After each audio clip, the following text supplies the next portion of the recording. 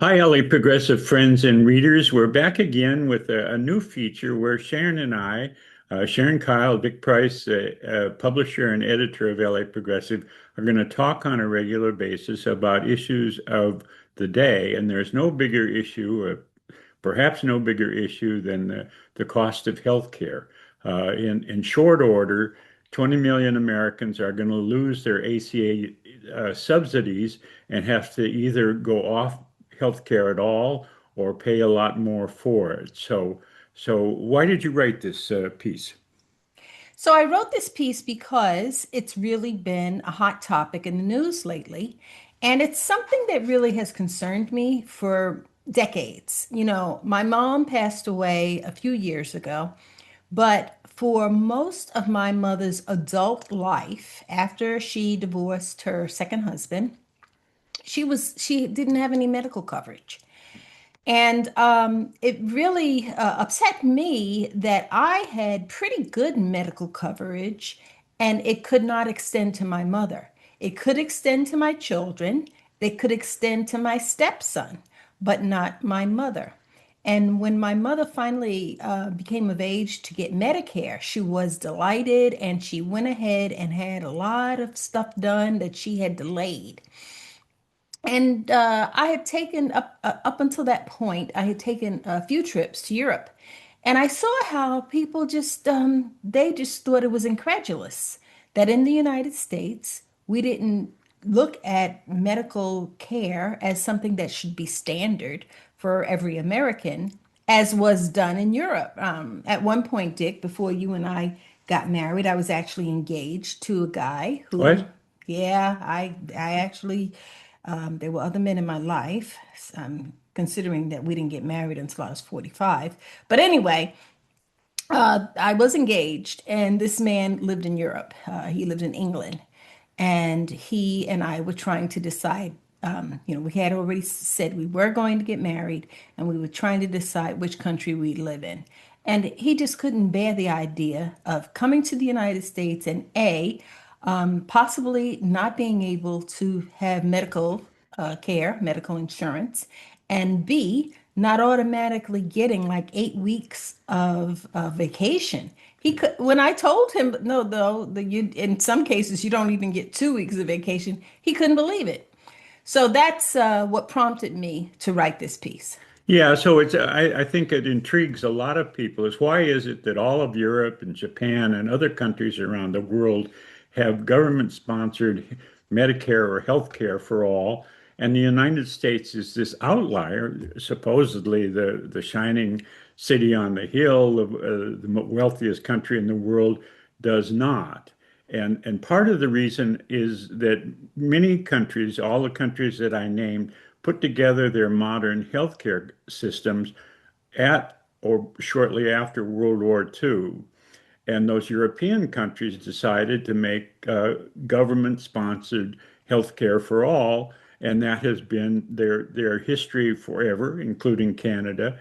But United States turned to private insurers to provide the healthcare, and actually very quickly healthcare got connected to employment.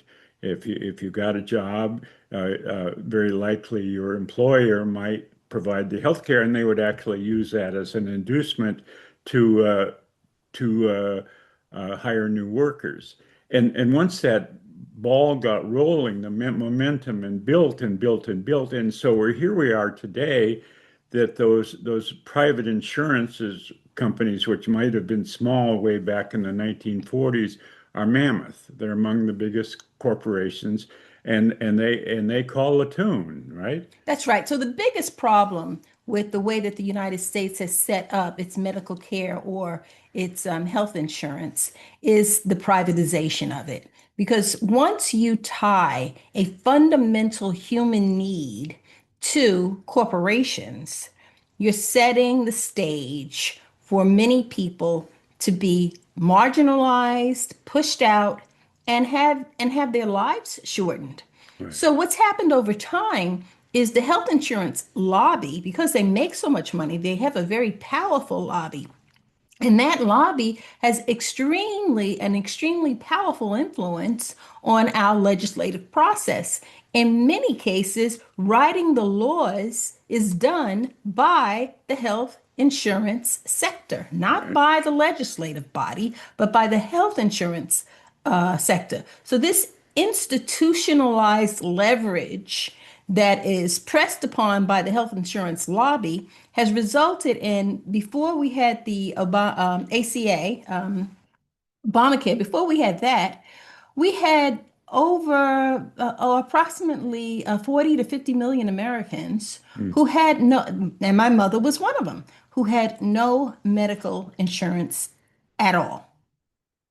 Right, and it was no accident that there's a tie between the color of your mother's skin and the fact that she didn't have insurance, because a fair number of people, black and brown people, didn't work for big corporations that would supply health care. So either they had to pay for it themselves, or get it through the VA if they were service people, or go without. And it's not accidental that there's a certain segment of our society that's on the rise currently under Trump that likes it just that way.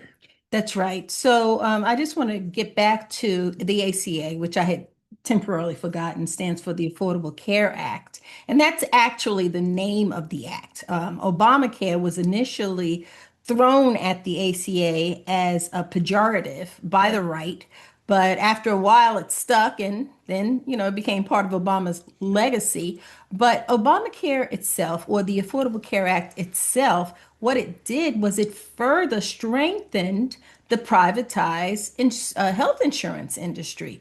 So it was passed in 2010. It was sold as a corrective to the broken system. And yes, while it is true that tens of millions of people who had not been insured, medically insured, did gain insurance, but there was a mandate that was placed on the system. So, like in California, you cannot drive a car without having some kind of insurance. Right. And now you can't have a life. You can't live without this mandated health insurance. Now, initially, when the mandate was imposed, it wasn't as bad. The cost wasn't as bad. And then around COVID, the government provided a subsidy that made the ACA Affordable. affordable, not to everybody, but more affordable than it would have been without the government's subsidy. It is the subsidy that is ending now.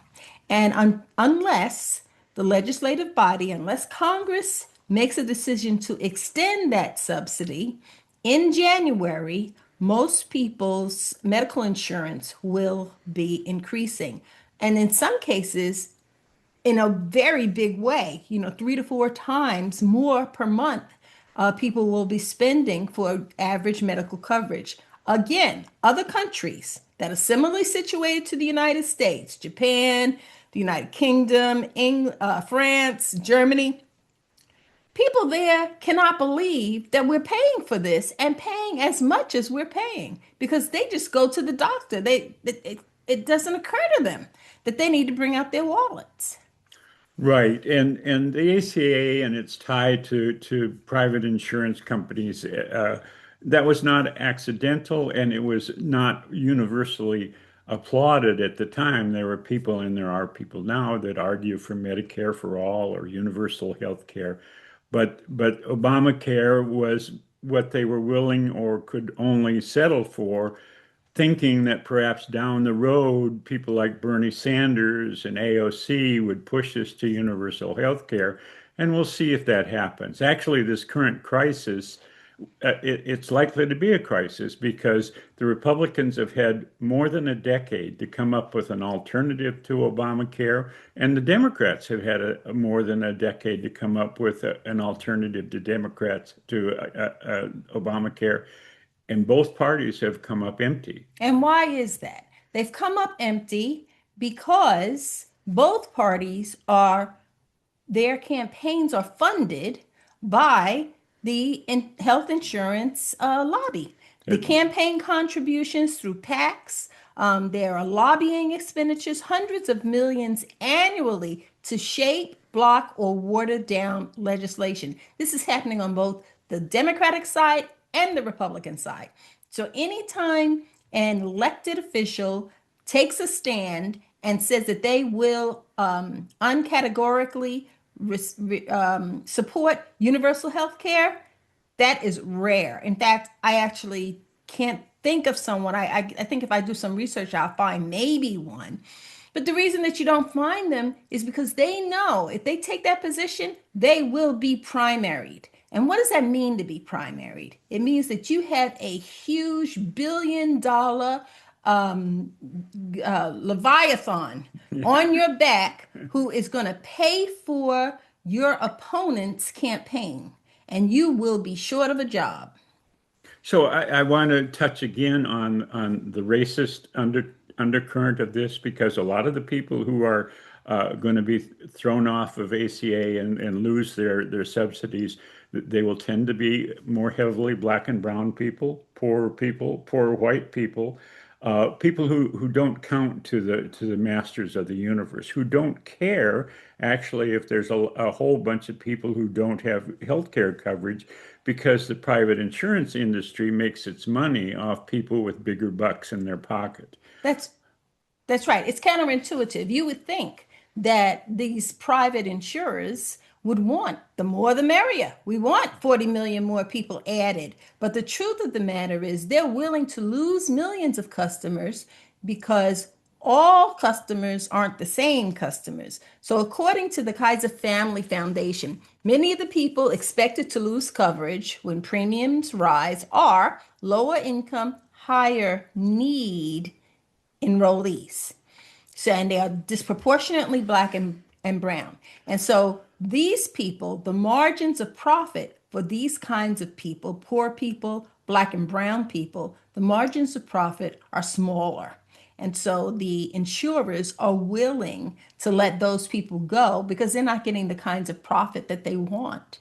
They're much happier if people are not the ones that are running to the emergency rooms and so on. Right. Well, so I'm always the half full guy, and I think the crisis we're facing with people being thrown off their health care coverage into a place where they have to either pay a lot more, or if they can't afford it, go without. I think that could be an impetus to move us toward universal health care. Perhaps. I mean, the best that can come out of this crisis is they agree to extend what we both say Obamacare is an okay program, but it's kind of broken. Uh, and the worst is it will put millions of people out of health care, shorten their lives, make them angry at the government, make them ripe to demand the change that we need to fight the corporate masters. I wish that I were the glass half full person because I am not. So, instability is something that is not a bug. Instability is a feature. When I talk about instability, I'm talking about how we are often faced with this, oh my gosh, we might lose our health insurance situation. That's all part of a plan. And the premium shock likely to come in January 2026 is no aberration. It's predictable. It's a predictable consequence of a system that is designed around profit, political influence, and public backstabbing. And so, what has happened in the past and is likely to happen now, either Congress will come to some kind of agreement before the January high prices kick in, or the higher premiums will kick in, and then the insurance industry will show up and say, oh, we've come up with a solution so that they can look like the good guys. So we'll see which of the two happens.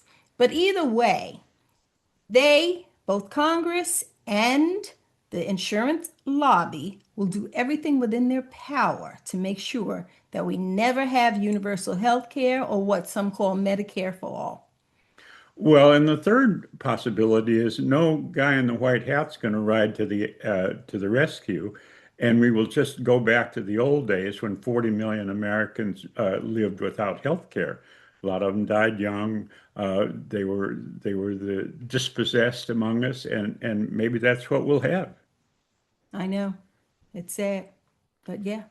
Well, So we hope that this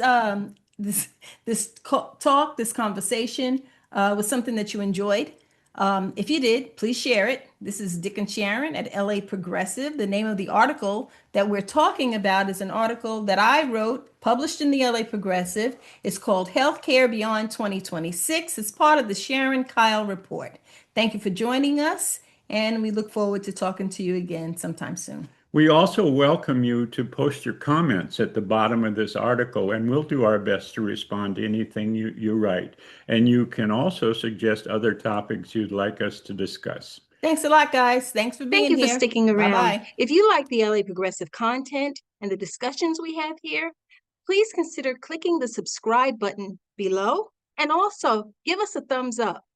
That helps to grow our audience by feeding the algorithm, which helps to get this content in front of more eyes. Thanks for stopping by. We really appreciate your support.